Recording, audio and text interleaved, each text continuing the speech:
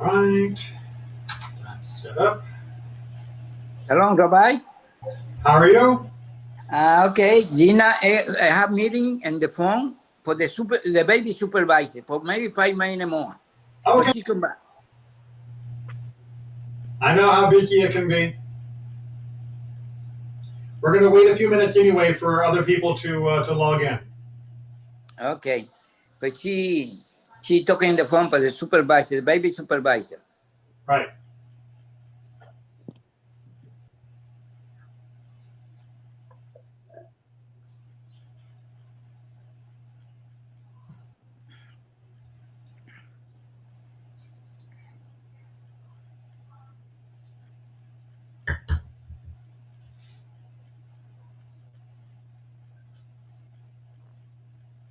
Hello, Nathan.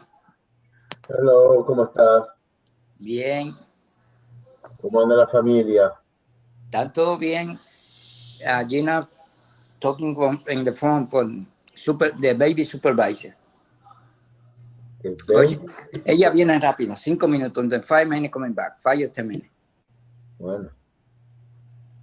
Where your family? My family? Your family is okay? Yes, everyone is okay. All my family already received the 2 shots of the vaccine. Really? Oh, yeah, including my brother, Rabbi. My brother also. Everyone already got the 2 shots. That's great. I'm still waiting on my first. Yeah, very nice. Do you have date? Do you know what's going on? Not yet. Yeah. God bless America.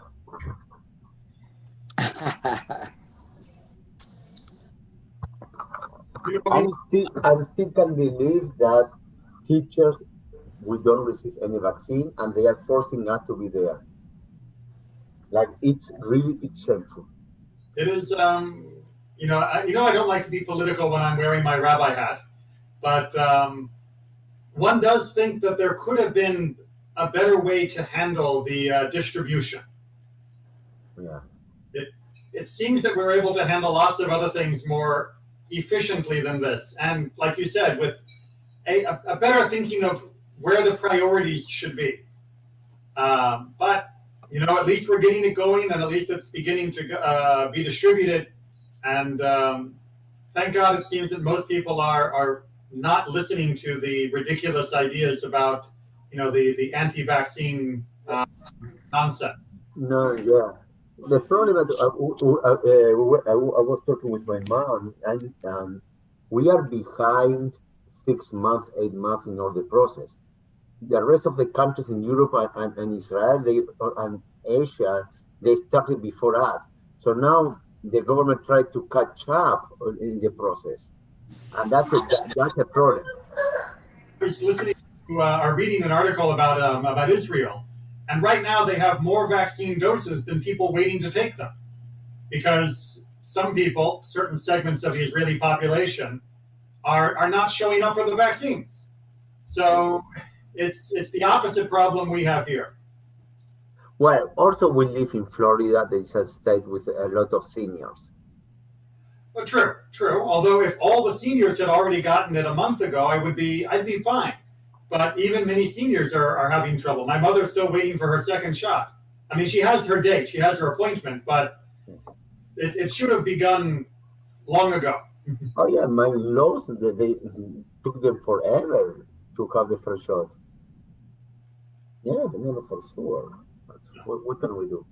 But we're getting there, The only thing I see that I have the feelings that I'm saying bye-bye, no matter how much my brother is pressuring me, is our trip to Poland. Ah. Yeah, because now Europe has issues with the vaccines. There is the mutation of the virus, the issues here with the vaccine in America. I don't know. I don't see it happen. Well, Bezrat Hashem, we don't know. The best you can do is plan and hope and do everything on your side, and whatever the rest happens. I already bought the tickets for Israel and for Poland. Right. But whatever. It's another 5 months, so hopefully. That's plenty of time for the vaccine to be better distributed. Well, let's say they need to produce a lot, and also not every vaccine is as good as the other one. Variants and mutations, yeah, it's. For what I see, I think that the better one is the Pfizer. Is the better one. I can barely keep up with which ones. Right now, I'd be happy with any of them. Yeah. Tell me where to go. Roll up the sleeve. How is the family, Rabbi? Everyone is okay? We're doing well, thank God. Thank God. Like I said, my mother's got her first one. That was the most important. Yes, of course. We're doing all right. All right. So I think we are our regular crew. By the way, Rabbi, before we start, in the dinner table, come and request. Is any way that you can recording the aliyah for Emily and send her in an email? Oh, you mean the chanting? Yes. Do you think you can do it? Yeah, of course. Because she volunteered, and you are recording, and I don't want to have problems come after that. But she volunteered to read the Torah on Shabbat, but like she thought that it come with a packet, like the bat mitzvah with the chanting from Devi or you, that everything is right. I say no, that's only for bat mitzvah or mitzvah, not every Shabbat. How come? I mean, anytime she wants it, I'm happy to do that. But you have to let me know so I can do it. I've got the request. I'll make the recording and send it to her. Perfect. Thank you. Yeah. So maybe she can study tomorrow on Friday. Right. No problem. I mean, she's got time. So, but yeah, anytime she wants to do it, I only make the recordings for people that ask. Yeah. Perfect. Thank you so much. All right. So let's jump into our Mishnah Yevamot. We are finishing up chapter 3, starting chapter 4. Chapter 4 is going to have some new issues. Yay, we're going to be just finishing up at the end here of chapter 3 with a few more crazy family scenarios. And then we're going to get back into some more, shall we say, believable situations that are not quite as bizarre as we've been dealing with through chapter 3 and parts of chapter 2. And a little bit of chapter 1. Anyway, let's go ahead and jump in. Mishnah 9 of chapter 3. In the case of 3 brothers who were married to 3 unrelated women, right? No sisters, only brothers who are married to 3 different women. And one of the brothers died, right? So you've got one brother dead, 2 remaining brothers. The following occurred. The second brother performed levirate betrothal with the wife of the deceased brother, and before he was able to consummate the levirate marriage, he died as well, leaving behind 2 women who happened before the third brother for levirate marriage. All right, so let's make sure we got the situation. We've got brother 1, he dies. Brother 2 betroths the second wife, but does not actually consummate. Right? So this is what we talked about the mama, right? He says, I will marry you, but they don't have a chance to be intimate to finalize it according to the standard of levirate marriage, but it is a marriage according to the rabbinic structure. So that's the tension that's happening here. So now he dies, and he also, of course, had his original wife, in addition to the levirate betrothal that he just had. So those 2 women, the first wife of the first brother and the second wife of the first wife of the second brother, come before the third brother. Then those 2 women, meaning both the 2 women who are coming, perform chalitza and may not enter into levirate marriage. As it is stated, if brothers dwell together and one of them dies and he has no child, the wife of the dead man shall not be married outside the family to one not of his kin.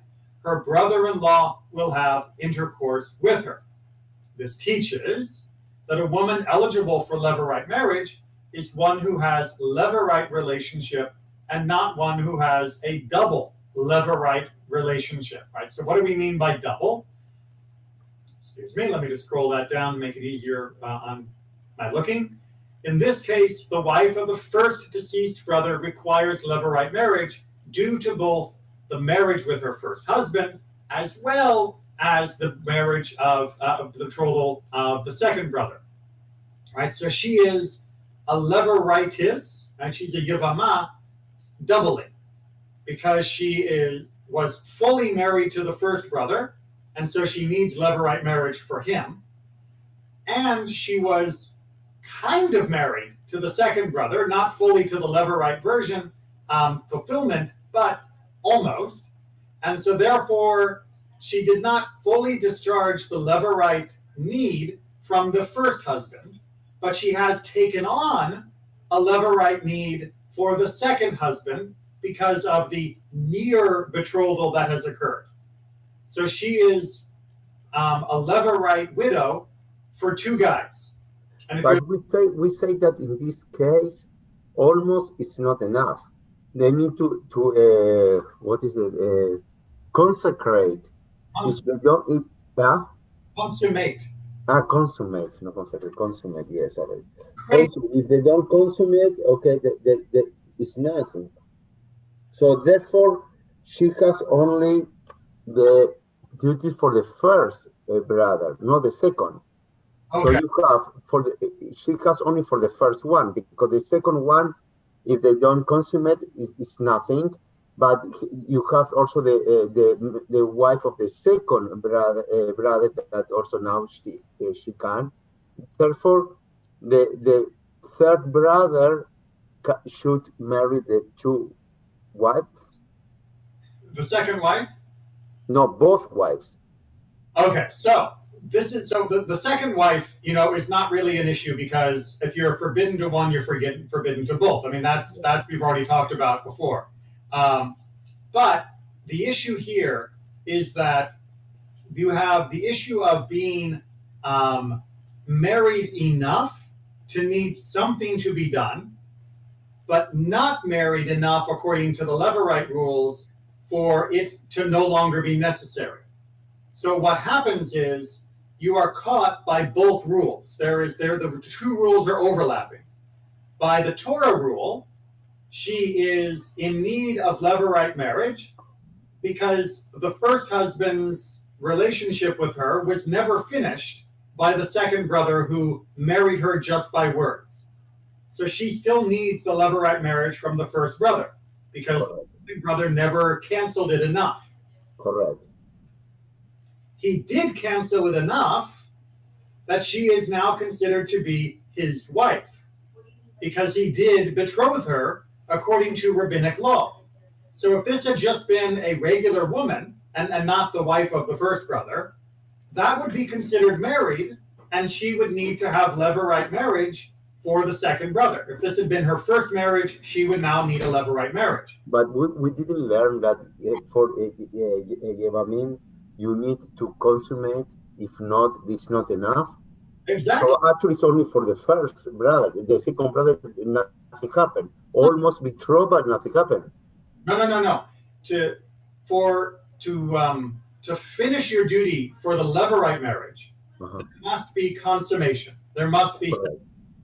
But to create a relationship with a wife, just in general, not counting this situation, but just in general, if a man and a woman get betrothed but don't consummate, they don't have sex, she would still need to have a levirate resolution.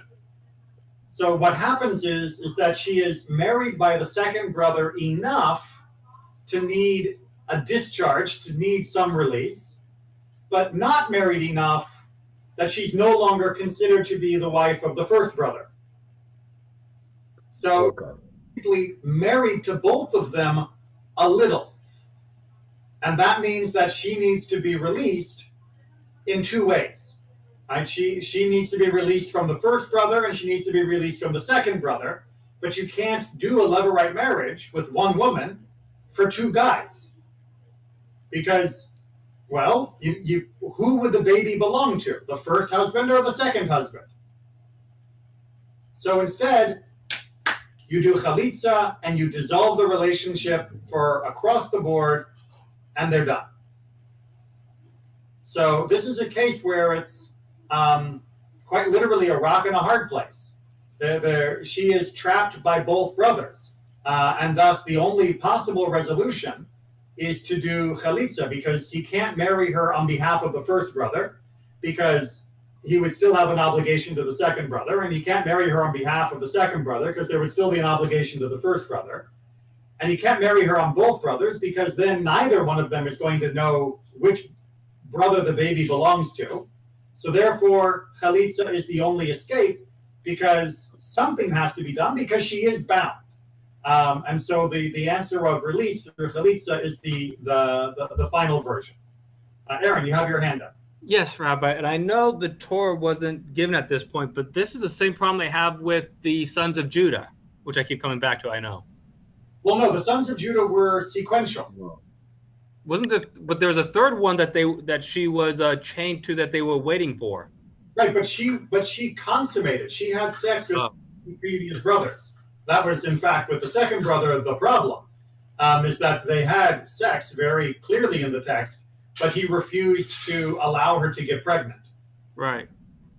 So the consummation definitely happened. So he definitely became she definitely became the second brother's wife. But the third brother, then we were waiting for him to come of age. So the problem in this one is they never consummated it. If she consummated it with the second brother, then she'd have to marry the third? Yeah, then she would just be a regular Yevamot of the second brother for the third. But because there was no consummation, she is simultaneously still the wife of the first brother and the near wife, near enough, of the second brother. Oh, so Rabbi, in that, if they were to, strike that, if she was to have consummated it with the second brother, then the first brother would, his lineage would be cut off? I mean, without a child, yeah, he would just be out of luck at that point. So she couldn't have two children, one for each? It doesn't work like that. Because I did notice the sons of Judah, I think it was Tamar, she had twins, and I was wondering about that. Is it one for each? But I guess there's none of that. That wasn't the way it was considered. We're going to deal with like who the kid relates to or who the kid belongs to and the inheritance laws and all of that later on in the Masechet. All right, thanks. Natan, you have your hand? Yes, and actually, I see a resolution for me is much easier and clear, because the first wife, okay, she needs to release the first husband for having a kid and child. Okay, so if she married the third brother, the son that she will have will be in honor of the first brother, because she never married the second. And the wife of the second brother will marry with the third brother, and she will have a child, and she will release the honor of the second brother. So in this way, both brothers, through both wives, they can have a child. So I don't know why they need to release chalitza to both of them if there's a solution. Right. Well, but that's the issue is going back to our whole idea that the rivals cannot get married if one person is disqualified. But they are not rivals. But she is the first wife of the second brother is the rival to the first wife of the first brother, because the first wife of the first brother is betrothed to the second brother, and that makes her basically like another wife, a co-wife. So they become rivals. So that second woman is not available. Now, let me continue the Mishnah, because Rabbi Shimon might agree with you. All right, so Rabbi Shimon says he may consummate the Levirate marriage with whichever woman he wishes, and then perform chalitza with the second. So Rabbi Shimon basically says, look, we've got two women. If he marries one of them, that's fine. And then he does chalitza with the other one, that's fine. Just pick one, and at least one of them will have chalitza done. and the other one will have chalitza done. And that way, it'll be resolved. Of course, the halacha does not go according to him. The rabbis do not want it to be that there is this suspicion of, which woman belonged to which man, and now the third brother has whose wife. It's too messy. The relationships are overlapping in mutually contradictory ways. And so the rabbis are just saying, you have to do chalitza, and there's no option here. Just dissolve the relationship with both, and everybody goes back to just being neutral again. It's just out of control at this point. Well, you had at that time a lot of incentives to have a good relationship with everyone, because you never know who will be your future wife in the family. Well, yes. I mean, yeah. If you have a bad relationship with your sister-in-law, that can be a problem. However, as we're going to see eventually in chapter 4, you have a choice of whether or not to do levirate marriage or to reject the potential wife. So ultimately, you could say, you know what, there's no way I'm marrying her. She and I, we hate each other. Even for the sake of my brother, I'm not going to marry her. So, but we'll get to that in chapter 4.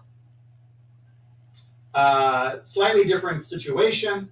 In the case where two brothers were married to two sisters and one of the brothers died, the widow at this point would be exempt from levirate marriage as the sister of his wife. And afterward, the wife of the second brother died. Although the Yevamot is no longer the sister of his wife, this woman is nevertheless forbidden to him forever, since she had already been forbidden to him at one time. So this is a topic that we have covered before, just a few Mishnayot ago, that if you're forbidden at any moment, then you are forbidden permanently. Right? Even though the wife of the second brother having died, and she was the sister, and that now she is out of the picture, and technically he could marry her at that point. It doesn't matter, as long as they were forbidden even for one moment, then they are not allowed to do the yibum, and it is dissolved. You may remember last week we talked about, if one of them dies before the husband dies, if one of them dies after the husband dies, the order of events makes all the difference. All right, and Mishnah 10. Oh, come on, mouse, wake up. The final Mishnah of chapter 3. In the case of two men who betrothed two women, and at the time they entered the wedding canopy after the betrothal, let me just explain a little bit here. History lesson. What we call the chuppah, the canopy that we have over the area where the wedding takes place, is not the original meaning of the word chuppah. In fact, the word that chuppah that's here in the Mishnah, I would have preferred if they had translated it as being the honeymoon suite. The chuppah used to be a room that they would go into in order they would consummate the wedding. That the man and the woman would be intimate together in that space. Obviously, in the modern world, when we have a chuppah up, that's not what's happening on the setting. So the term now for chuppah is meant to be reminding us of that intimate space, but that is what it means at this point. So you have two men, and each of them get engaged, each of them get betrothed to two women, and then they go off and they prepare for the wedding and get everything set up. Remember, in the ancient world, that would be a delayed process. And then when they come to the chuppah, to the bridal chamber, right, when they come to be intimate, the men switch this wife with that wife and that one with this one, right? They are swapped. They change. They already had swings 2,000 years ago. Yeah, we can call it whatever we like, but the Mishnah is very clear.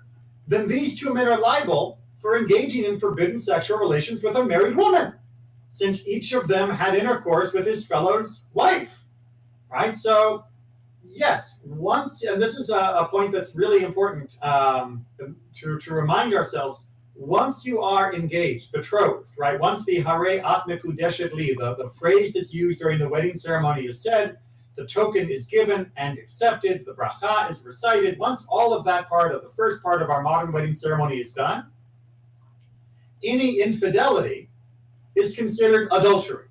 Right? That is adultery.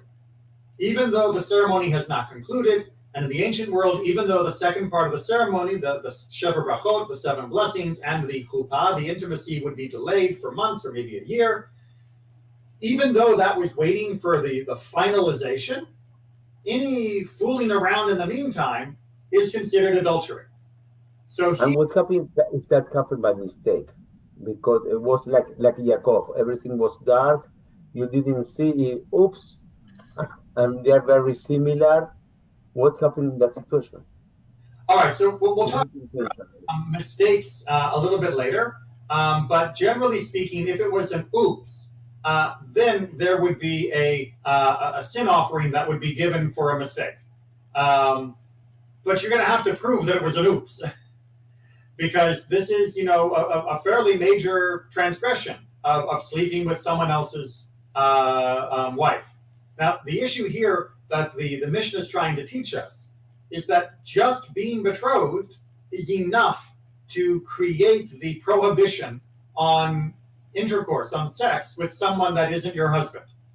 Even though you haven't finalized the wedding, even though your husband hasn't had sex with you yet, hasn't consummated the relationship, the betrothal is enough to create the prohibition on adultery.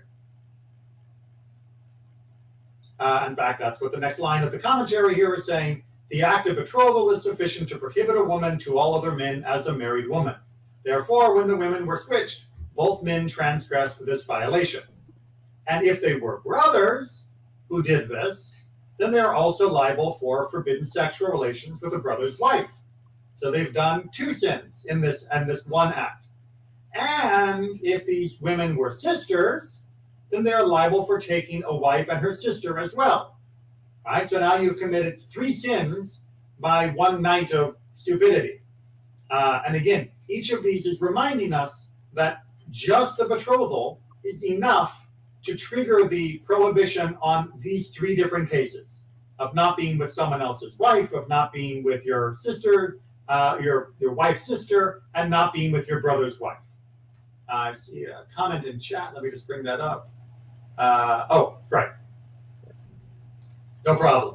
I was just making sure it wasn't a question that we needed to handle right now. And the answer is yes to the chat. Okay, so let's move on and see if we can find more ways to add sins to this one act. And if they were menstruating women, meaning what we call nidah, during the time of the month when even husbands and wives should not be together, let alone non-husbands and wives, they would be liable for intercourse with a menstruating woman as well. And following these forbidden relations, right, once they've actually done this, we separate these women from their husbands for 3 months, lest they were impregnated by the forbidden act of intercourse. Doing so makes it possible to distinguish a child born of these relations, so the child could be rendered a mamzer. Right? You wait 3 months to make sure that if there is a child born, you know that child came from this act of adultery, and therefore the child would be officially categorized as a mamzer. And if they were female minors and unable to bear children, then we immediately return them to their original husbands. They are allowed to go back to their husbands and still be permitted to them. And where did they go? They go back to the parents' house during the 3 months because they are already married, but they cannot be. They need to be separate from the husband. So where are they going? They would go back to their original family's homes. Okay.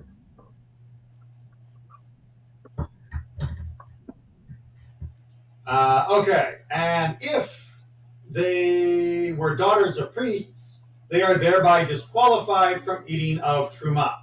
So if you're the daughter of a priest, you can eat from your father's household, but by engaging in illicit sexual acts, they are rendered forbidden to priests and disqualified from eating truma. This act counts as having triggered this prohibition. So now when she goes home, when her dad and everyone else is eating the truma of the Kohen's household, she is not allowed to eat from it.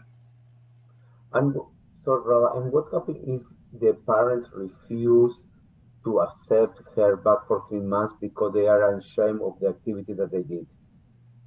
Where are they going? Well, then the community would have to look out for that situation to try and help.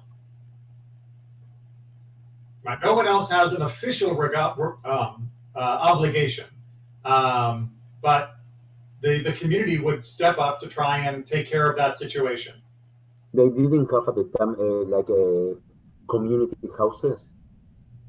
It would depend upon the community. Some communities might. Some communities it might just be that a person would allow her to live with them for the months. They would come up with a solution.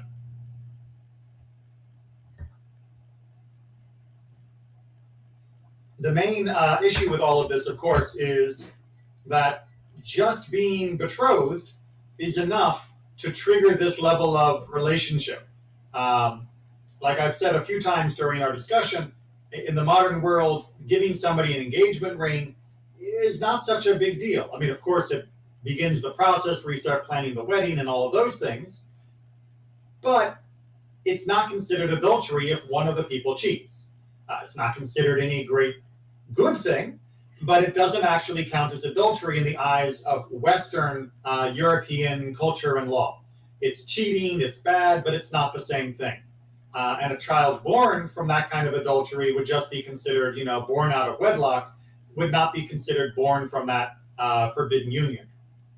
In Jewish law, it's much different. Once the engagement process has begun under Jewish law, not under the modern American law, if you're a modern American Jew and you're just giving somebody a ring in the, down on one knee, will you marry me kind of thing, that doesn't count as betrothal according to Jewish law. You still should be faithful, of course, but it doesn't count as betrothal, so that these rules would not apply. But according to traditional Jewish law, once you have betrothed correctly, all of this does happen. As I've mentioned, but I'll point it out a few more times, in the modern marriage ceremony, you would only have about 5 minutes to have this problem. Because from the moment we give the ring until the moment we're doing the Sheva Brachot, the 7 blessings, usually there's like 5 to 10 minutes of talking and reading from the ketubah and the rabbi giving a speech or something. There's not a lot of time for somebody to go have adultery.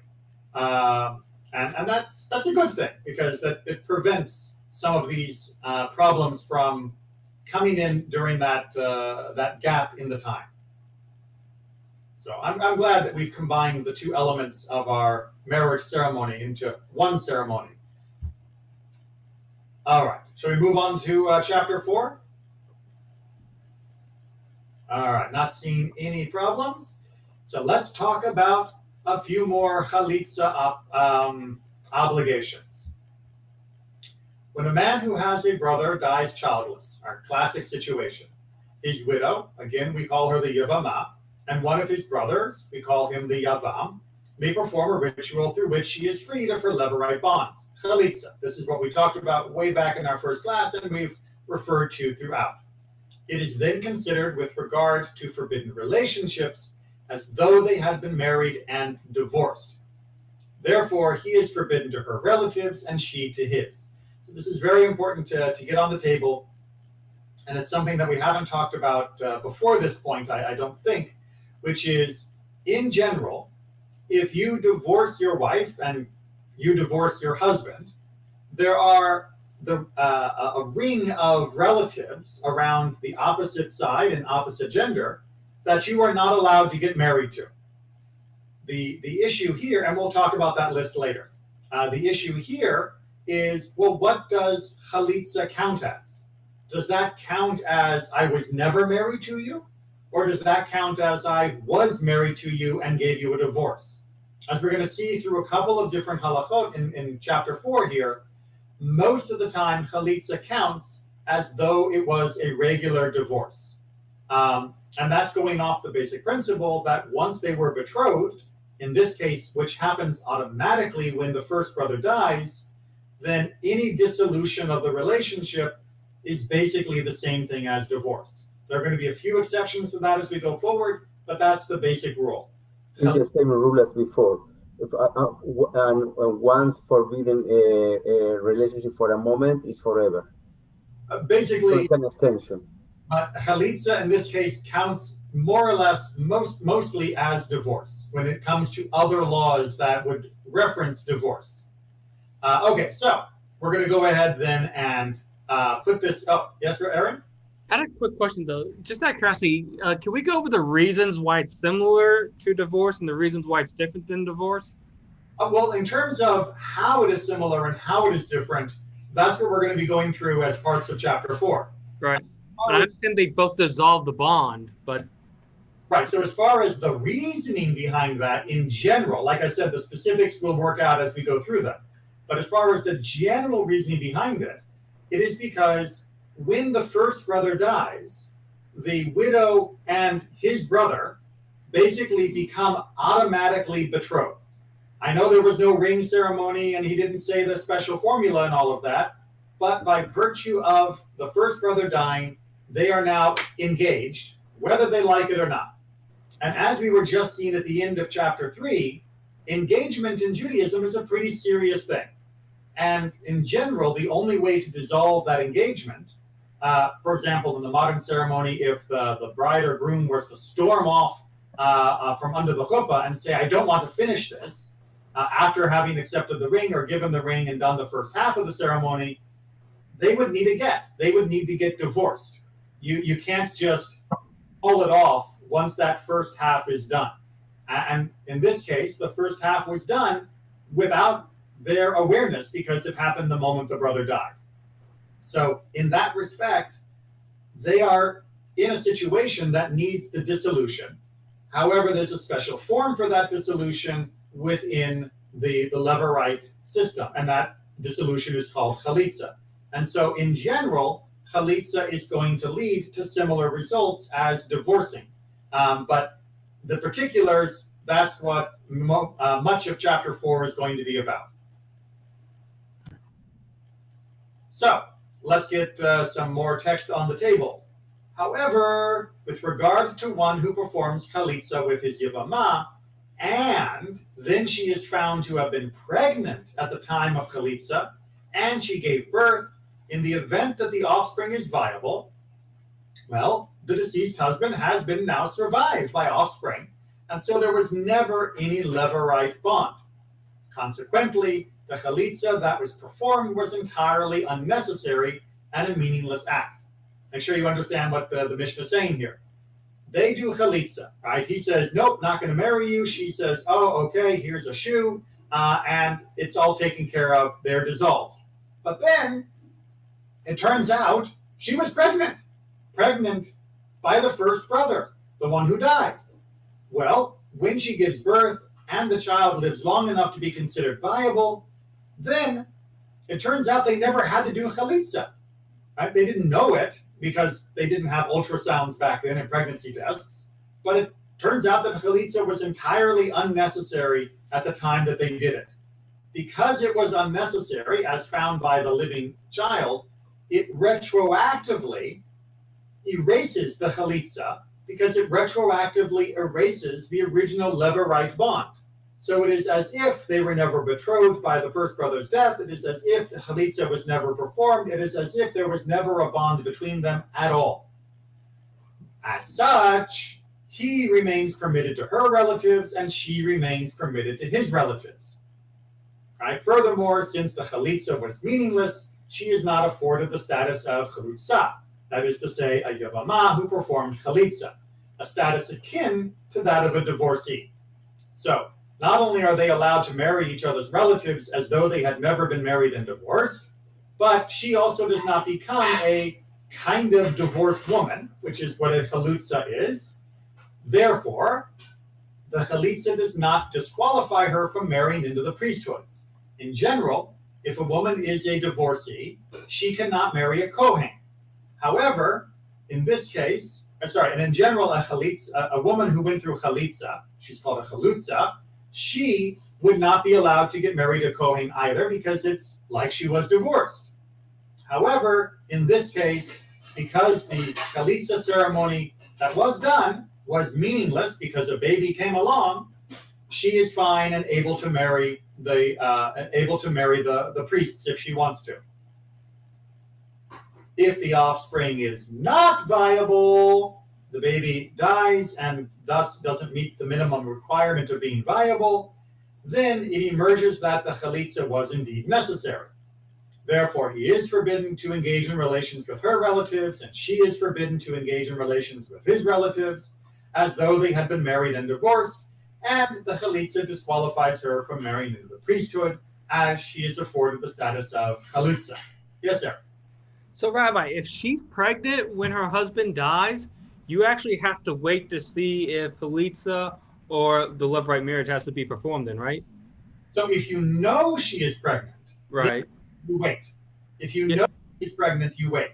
If, right. on the other hand, in this case, they didn't know that she was pregnant, and suddenly it turns out that she was, then you have to wait until you see the viability of the child. Right. Yeah, that's what I thought. But if you know she's pregnant, you have to wait whatever the 6 or 8 months for the child to be born.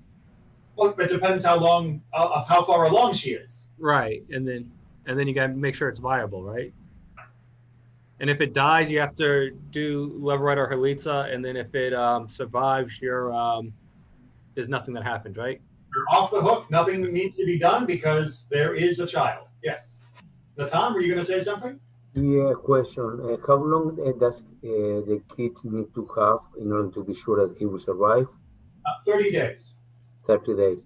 So if she married with the brother, okay, and she discovered that she's pregnant, they need to divorce, and regular divorce, because they already had sex. They consummate the marriage. So they need to really divorce everything. Let's take a look at Mishnah 2. Ah, that's my question. Okay. You're in the right direction. With one who consummates the levirate marriage with his Yevamot, he had the intercourse with her under the assumption that there is a levirate bond, and so there is a mitzvah to do so, right? So the first Mishnah, they did chalitza. Second Mishnah, they have sex instead. And then she is found to have been pregnant at the time of the intercourse, meaning that the child is so far along that it's clear that it wasn't from the second brother, but must have been from the first brother. And she gave birth. In the event that the offspring is viable, the deceased brother has been survived by offspring, and it is evident that there was never any levirate bond. In that case, the relations they had, rather than being a mitzvah, were a violation of the prohibition against engaging in relations with one brother's wife. Therefore, the Yavam must send her out. They must separate, as she is forbidden to him as his brother's wife. And to atone for the forbidden relations that they had, they are each obligated to bring a sin offering, as is the halacha for all who inadvertently transgress a prohibition, when performed intentionally, would be punishable by karet. All right, so let me just make sure this all gets broken down. Disagree. I think it's not fair. Okay, so because they are forcing them to be together, and now they say, "I need to bring me and sin offer," when they were forced to do it. it's okay. So let me make sure that we got the whole narrative, and then we can talk about the consequences, and then we can talk about whether we think it's fair or not. All right. So the narrative: first brother dies. Second brother marries his wife. They go ahead and consummate. They get married fully, meaning they've had sex. But then it turns out, far earlier than their intercourse could have led to, she is clearly pregnant, and a baby is on the way from the first brother, from the deceased. The child comes. The child is viable, meaning that it lives long enough to be counted as the child of the first brother. Then it turns out that they should not have gotten married, because it is prohibited to marry your brother's wife. So he has to send her away. In fact, this means that he would not have been able to be married to her Therefore, their original marriage wasn't a marriage. Just like their original chalitza wasn't a chalitza, their marriage wasn't a marriage, and so their relationship is automatically dissolved. In fact, many people would have argued in the commentaries and the discussion of this in the Talmud that you don't even need a get because they were never married at all.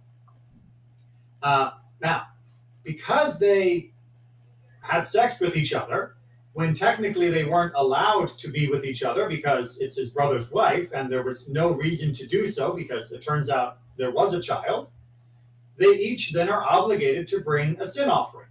Now, why are they bringing a sin offering? Sin offerings are not only for when you did something wrong on purpose. Sin offerings are often, in fact, more often than not, because you did something wrong by mistake and you now need to not only fix the mistake, but atone for the mistake by bringing a sacrifice. So in the ancient world, you would, if you accidentally, let's say you sat down and you ate something, you ate a piece of meat, and then your wife or husband comes in and says, wait, did you eat that? And you say, yeah. Well, why? What was wrong with it? And she's like, oh, I forgot to tell you that was a piece of meat the neighbor dropped off, and it was from his cow, and it wasn't kosher, and I'm sorry, you blah, blah, blah, blah, blah, right? It was a mistake. You honestly thought that it was legitimately kosher. You honestly ate it not thinking there was any problem.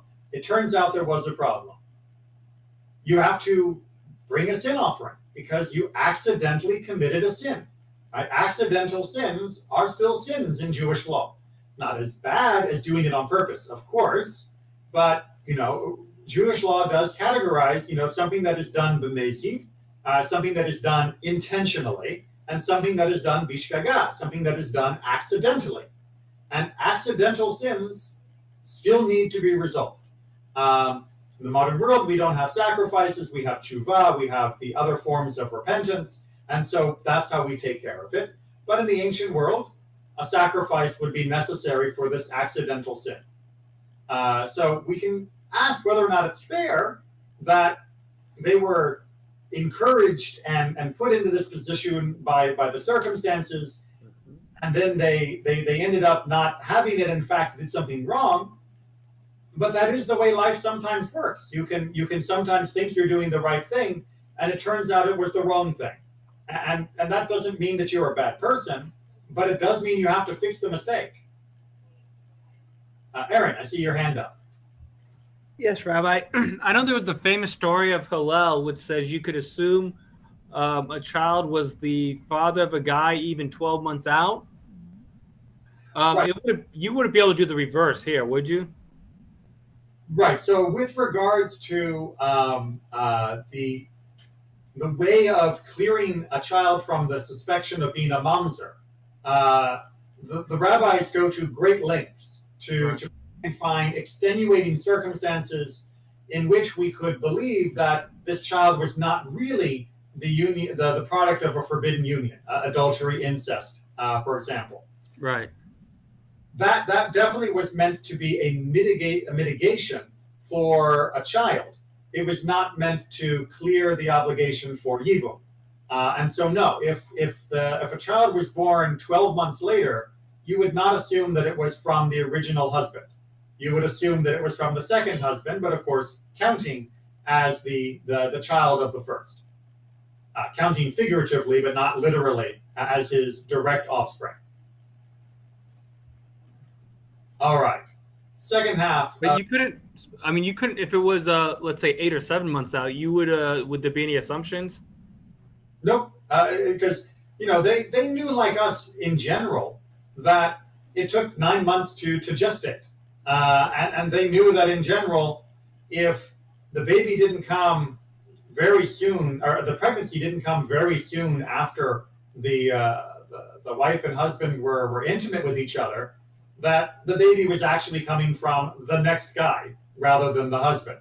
The mitigation they give in the case of mamzerim, of trying to avoid that status being applied to someone, was not meant that, it didn't mean that they didn't understand biology. It just meant that they would go to great lengths to avoid using the term mamzer if they could avoid it. but they had a pretty good understanding of how the biology worked, at least the timing of the biology, their actual physical understanding of how pregnancy occurred and where the genetic material was, or what we would call the genetic material. That they were a little bit more in line with the other ancient communities and not 100% accurate on, but they did understand the timing pretty well. And if the offspring is not viable, meaning she turns out to have been pregnant by the first husband, the baby is born, but unfortunately the baby does not survive long enough, and therefore there was a levirate bond, he may maintain her as his wife, since his intercourse with her was a valid consummation of levirate marriage. And so it retroactively is saying that, yes, we know there was a child born to the first husband, but the child was not viable. Therefore, when you had sex together, it was a correct act. But we only know that later on down the line. Just again, we've seen this in numerous different Mishnahs that we've studied.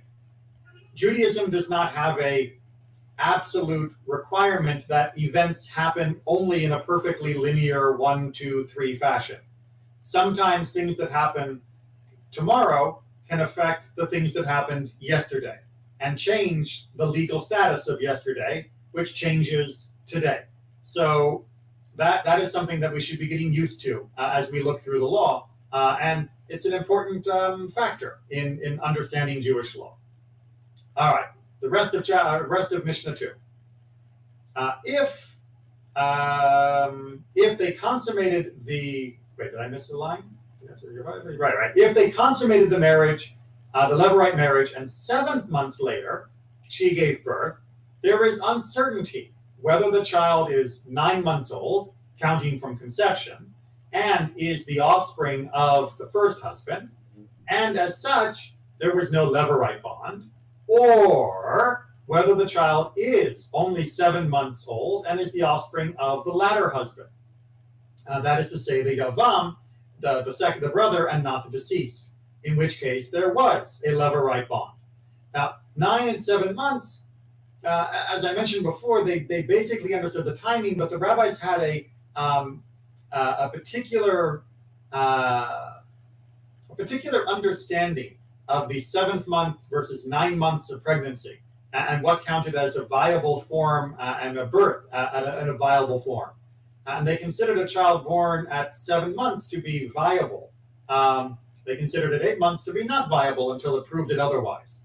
So there was an uncertainty here with a child born at 7 months of whether or not it was the first husband's child having gone full term or the second husband's child being born premature but still viable.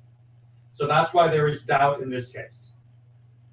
In that case, due to the possibility that she is forbidden to him as his brother's wife, he must send her out. However, the lineage of the child is unflawed, since, regardless of whether it was born of the first or the second husband, there was no transgression involved in its conception, and the child is not considered to be a mamzer. Furthermore, to atone for the possibility that they had a forbidden relation, they are obligated to bring a guilt offering of uncertainty, which is a different kind of sacrifice, as is the halacha for anyone who is uncertain whether they inadvertently transgress a prohibition that would require one to bring a sin offering. So there's, I did it, but I didn't know I was doing it. And then there's, I don't know if I did it or not when I didn't know if I was doing it. I didn't know it when I was doing it.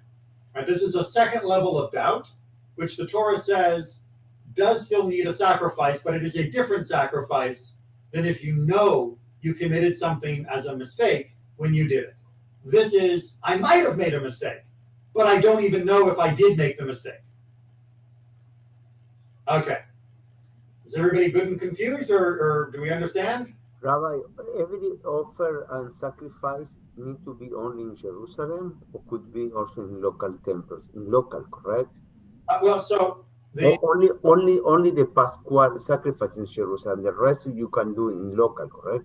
No. So there were different times in history up until the establishment of Jerusalem as the permanent home, when sacrifices in the local areas were permissible, but definitely by the time the rabbis came along, it was Jerusalem or nothing. So all those sacrifices they are requesting, they need to go to Jerusalem, or they can send someone else. Can say they say in Shaliach, like for example, when you pay someone to do Kaddish for you or Iskor for you, can you do something like that, or they really need to go physically to Jerusalem? Right. So you need to physically go because you have to put your hands on the animal.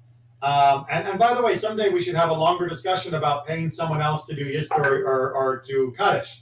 There are many authorities who do not support that idea at all as being an appropriate behavior or even an effective behavior. That the whole purpose of doing Kaddish or Yizkor as a sign of duty to one's parents or other loved ones is precisely because of what you are doing, not because of what someone else is doing on your behalf. But that's a much longer conversation, and we can talk about that another time. All right, so we're not going to begin Mishnah 3. So sorry, before you close, sorry for cutting you. So in this situation, when you are not sure, you have a certain rule what if there is the charge for one or the other brother, the kid is fine, it's not mamzer, everything okay, but you kick the woman out of the house. Well, you don't kick her out. You divorce her, right? She is no longer allowed to be married to him because she might be his brother's wife. But also could be also the mother of your son. Yep, and that doubt is a problem. And that doubt puts them in a very hard position. And this is the only way to try and resolve that hard position. It doesn't make it good. Sometimes, and we'll finish with the words of Rabbi Dorf, one of my favorite teachers in rabbinic school. He taught us numerous times. He said, there's a reason it's called a dilemma. It's called a dilemma because both options are bad, right? They're both hard choices. If one was obviously good and one was obviously bad, there's no dilemma. It's only a dilemma when both could be the right choice or both could be the wrong choice. Yeah. It's very hard to tell which one is which. And in this case, the dilemma leads them to say, well, we have to assume that he might be the child of the first husband and he might be the child of the second husband. And therefore, we're going to resolve this in a way that avoids any of the transgressions that would be involved. And that means he can't be married to his maybe brother's wife. And thus, we have to dissolve the marriage. But the child can be treated as the child of the first husband, and we're okay that way. We don't have to besmirch the child's lineage. But you are sending them to poverty, because at that time, when the wife is by itself, a woman's by itself with a little baby, for sure they will fall in poverty. Okay, hold on a second. Hold on. No, we're going to go into what happens to her and her ketubah and the inheritance next time. But just a quick reminder of the way child custody worked in the ancient world. A child would be with the mother if there was like a divorce or if there was some other separation or a death. The child would be with the mother until the child was weaned, until the child was old enough to not need nursing. And then the child would go to his father's house. Really? Because the child was considered to belong to the father's family. Because that was the tribal affiliation, that was the family property, would be the land of that father. That was where the child would be. So ultimately, permanent long-term child custody ended up in the father's family, not the mother's. So you take the child from the mom? Yes. After 6 months or 1 year? Oh, no, it was usually longer than that. It was usually like 2 or 3 years old when the child would be weaned. Wow, yeah. That's very harsh. So the alternative is to cut the child off from his inheritance and not let him be raised by his father's family, who actually have the father's land, the father's wealth, the father's position. Now, the rabbis show us that what they want, they can have a lot of imaginary incentives and to go around and to create some very extravagant way to solve the problems. Why they didn't solve that problem in a very innovative way, like Rabbi Kiva did in so many occasions? Well, so because it's a serious issue here.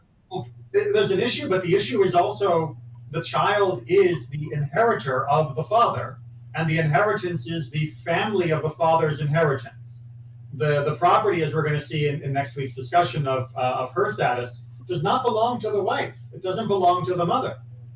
And as such, that has to be untangled in order to keep the property laws clear. And property law, even to this day, especially when we come to inheritance, is where people get the knives out. And so the rabbis had to make sure that it was perfectly clear. Now, as to regards to her status, so first of all, when it says that she is sent out, that means that she is no longer having sex with that brother. It does not mean that they push her into the street and down the gutter. So if they want for her to stay in the house and to live with the extended family and be there raising the child, that's fine. Really Of course, that's allowed, but they're not allowed to be husband and wife anymore. So it wasn't uncommon for the woman to stay with the family and maybe even stay into old age. If the family and she had a good relationship, she might stay indefinitely. But on the other hand, she might want to get remarried. And since she's not allowed to marry most of his relatives, as we've been talking about, it would make sense for her to eventually leave.